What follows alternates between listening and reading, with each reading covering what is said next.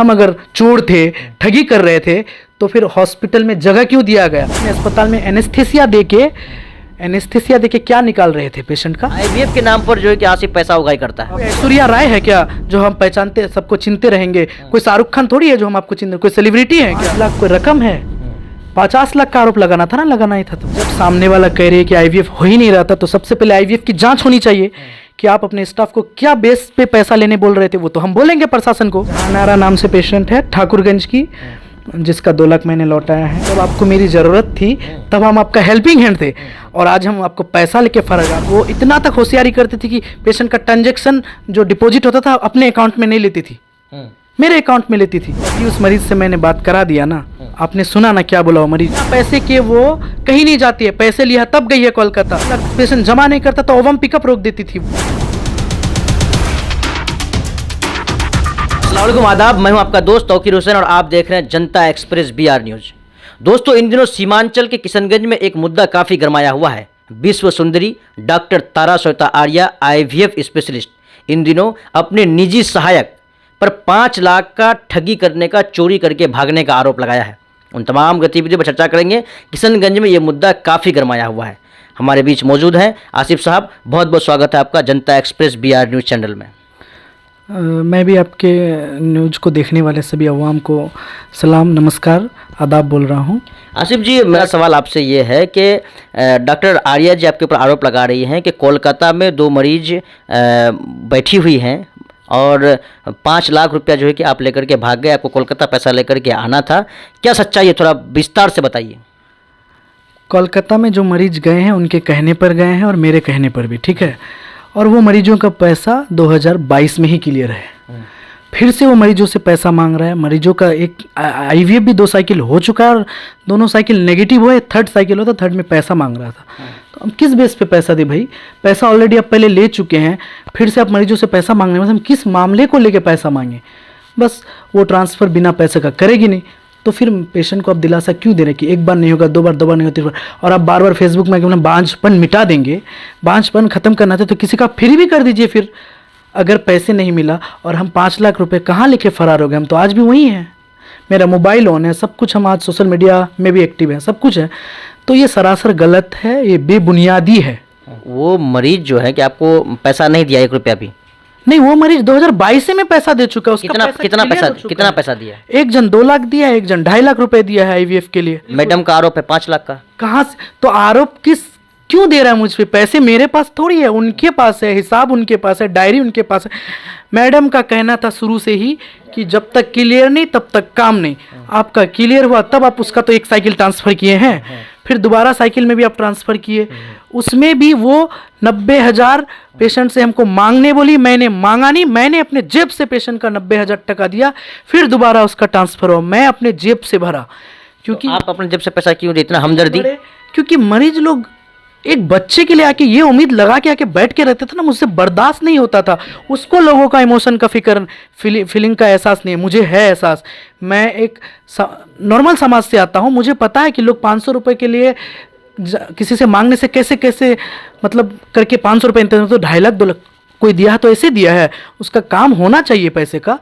उसको किसी की फीलिंग्स, इमोशन से कोई मतलब नहीं है, पैसे से मतलब है सिर्फ। तो आप बहुत बड़ा दानवीर हैं। अब वो जो एक डॉक्टर है, एक बड़ा डॉक्टर है और विश्व सुंदरी भी है, IVF स्पेशलिस्ट भी है, तो आप बहुत दयावान हैं, सबको मदद कर रहे हैं पैसा दे करके। तो फिर कितना IVF वो फ्री कर दिया अब तक? बार बार जो गाना गा रहे हैं लाइव आके कि हम बांझपन हटा देंगे ऐसे, तो फ्री कर दीजिए ना 2-4। कहाँ फ्री किया? अगर मानते हैं कि हम 5 लाख ले ही लिए हैं तो फिर काहे नहीं, अब काहे बिना पैसे का ट्रांसफर रुकवा दिए? नहीं, पैसा अगर नहीं दिए तो मानेंगे क्यों? हम क्यों लिए हैं? बोल तो रहे हम नहीं लिए हैं। ये बेबुनियादी है। जो सालों से, साल भर जो कोई डॉक्टर नहीं बैठा तो उसका इंतजार करे ना, उसको इंतजार जो कराएगा।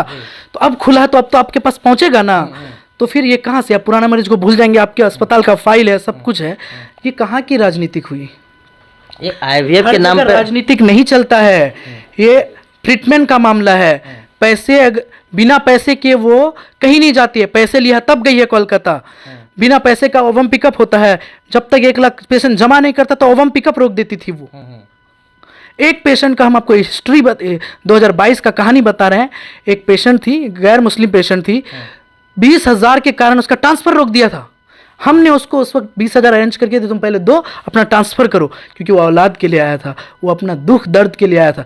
मगर ऐसा हरकत था उनका, मैं चुप था देख के कि क्या है नहीं है, क्योंकि मुझे सिर्फ मरीजों को निकालना था और हम इतने बुरे थे तो मुझे क्यों बैठाया गया था। हम अगर चोर थे, ठगी कर रहे थे, तो फिर हॉस्पिटल में जगह क्यों दिया गया। फिर मेरे साथ दोबारा उधर का उस हादसा को होने के बाद सारा कचरा इधर करने के लिए 1 साल कहाँ स्टॉप किया नर्सिंग होम को, और खुला तो सारा मामला इधर भेजा जाए कि जो भी होगा इस अस्पताल में होगा, उस पर नहीं होगा। हम राजनीतिक को नहीं समझते हैं, सब उसी हॉस्पिटल का मरीज है, सबका फाइल मेरे पास है, उसी हॉस्पिटल का फाइल।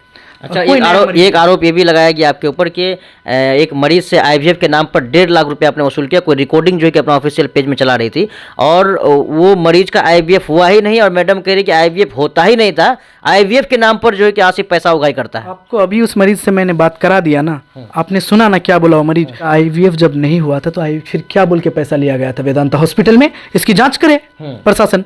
क्या बोल के हमसे पैसा लिया, हमको पैसा लेने बोलता था मरीजों से, इसकी जांच करे। जब आईवीएफ नहीं हो रहा था तो वो तो वेदांता हॉस्पिटल का पेशेंट है, वेदांता का फाइल है, सब कुछ वेदांता हॉस्पिटल का है। वो इतना तक होशियारी करती थी कि पेशेंट का ट्रांजैक्शन जो डिपॉजिट होता था अपने अकाउंट में नहीं लेती थी, मेरे अकाउंट में लेती थी। ऐसा थोड़ी है कि मेरे पास प्रूफ है हर चीज़ का, मैं प्रूफ के साथ काम करता हूँ। मैं 1 साल से बहुत प्रताड़ित था, मैं लोगों को नहीं बता रहा था कि इज्जत करता था।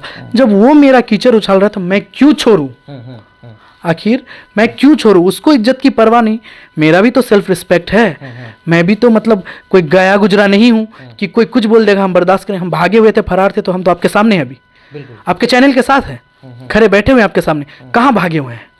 आप कुछ भी लाइव आके बोल देंगे, कुछ भी हम बर्दाश्त कर लेंगे। जब आपको मेरी ज़रूरत थी तब हम आपका हेल्पिंग हैंड थे, और आज हम आपको पैसा लेके फरार, आप जो हम अपना पैसा मांग रहे हैं और मरीजों का पैसा मांग रहे हैं, तो ये आज हम खराब हो गए, हम लेके फरार हो गए। 5 लाख कोई रकम है, 50 लाख का आरोप लगाना था ना, लगाना ही था। तो आरोप मुझ पे आ रहा था ना। कितना पैसा था, कितना पैसा? कई 10-12 पेशेंट का मैंने लौटाया, आप देख सकते हैं। हाँ, वो दिखा के बोलिए कितना कितना लोगों का नाम के साथ। देखिए, ये है मतलब जहानारा नाम से पेशेंट है, ठाकुरगंज की, जिसका 2 लाख मैंने लौटाया है। गुलनाज नाम की पेशेंट है जो नेपाल की है, मैंने 2 लाख लौटा है, मैंने अपने फ़ोन पे से किया है पेमेंट, ठीक है।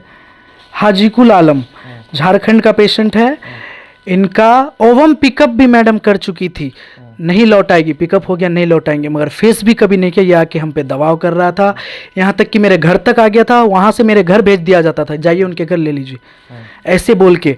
तो इनको मैंने, मेरे पास यूटीआर नंबर भी है, ये आज भी मेरे से कांटेक्ट में वो आने के लिए तैयार है, मेरे तरफ से गवाह देने के लिए, ठीक है।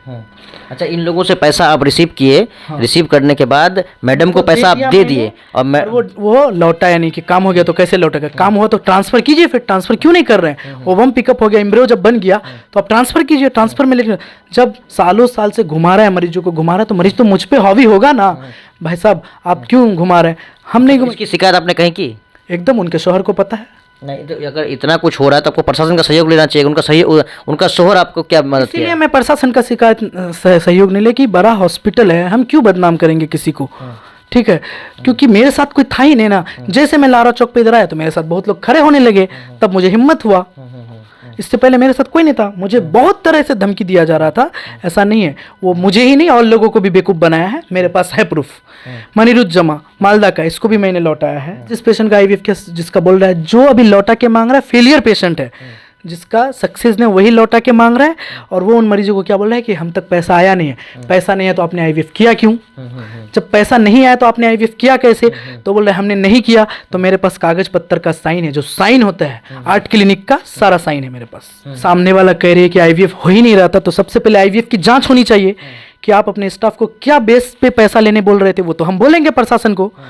और आईवीएफ हो रही थी या नहीं हो रही थी तो उस चीज़ का जांच कीजिए।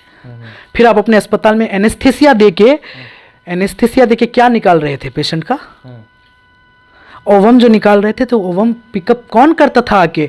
कई मरीजों के साथ तो उनका फोटो है।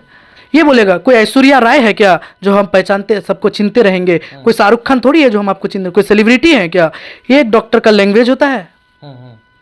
मरीजों से मतलब दुर्व्यवहार करता है। इस मामले को लेके कई राजनीतिक नेताओं से 1 महीना पहले से बातचीत कर रहे हैं। जब से मेरे साथ वो कांड करे, इससे पहले नहीं कर रही थी। और सारा मरीज वेदांता अस्पताल का है, कोई तारा श्वेता मैटरनिटी होम का मरीज नहीं है। और अगर वो कह रही है हम अगर गलत थे तो आपने मेरे साथ फिर क्यों दोबारा हॉस्पिटल खोला? हम गलत थे तो हमको हटा दिया जाता ना। प्रशासन से अपील करते हैं और जो वेलवेयर साहब के सभी से कि मेरे ऊपर जो ऐसा कर रहा है इसको मैं प्रशासन को आगाह कर रहा हूँ कि मुझे इंसाफ चाहिए, नहीं हो तो मैं मानहानि का केस करूँगा। और मेरे पास एविडेंट है उनके खिलाफ, मैं बिना एविडेंट का कुछ नहीं बोलता हूँ। पूरी वीडियो देखने के लिए आपका धन्यवाद। अगर आप इस वीडियो को फेसबुक पर देख रहे हैं तो कृपया हमारे पेज को फॉलो करें, और यदि आप यूट्यूब पर देख रहे हैं तो कृपया हमारे चैनल को सब्सक्राइब करें। आप अपने दोस्तों में या फिर फेसबुक और व्हाट्सएप ग्रुपों में महत्वपूर्ण खबर यानी अफवाहों से दूर सटीक और सही जानकारी वाली इस खबर को साझा करना ना भूलें, ताकि वे भी सटीक और विश्वसनीय खबरों से अपडेट रह सकें।